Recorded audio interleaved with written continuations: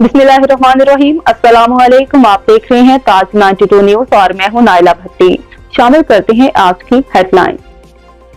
आज इदारा अपनी गलतियां मान चुका तो सारे सिलेक्टेड सियासतदान परेशान हो गए। बिलावल का जलसे से खिताब। बिलावल ने मजीद कहा कि आज इदारा अपनी गलतियां मान चुका तो सारे सिलेक्टेड सियासतदान परेशान हो गए। इन सियासतदानों को परेशानी ये है कि इदारा न्यूट्रल हो गया तो उनकी सियासत का क्या होगा। हो सकता है कि पार्टी के बाज़ अफराद की राय हो कि सूबाई असेंबलियां तहलील ना की जाएं, लेकिन जब फैसला हो गया है तो सब इस्तीफे देंगे। तहरीक इंसाफ के रहनुमा फवाद चौधरी का बयान।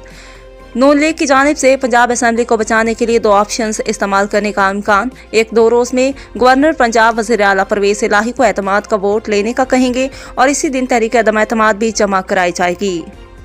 हुकूमत का एक बार फिर पेट्रोल की कीमतें ना बढ़ाने का ऐलान। हुकूमत ने एक बार फिर पेट्रोल की कीमतें बरकरार रखने का ऐलान कर दिया।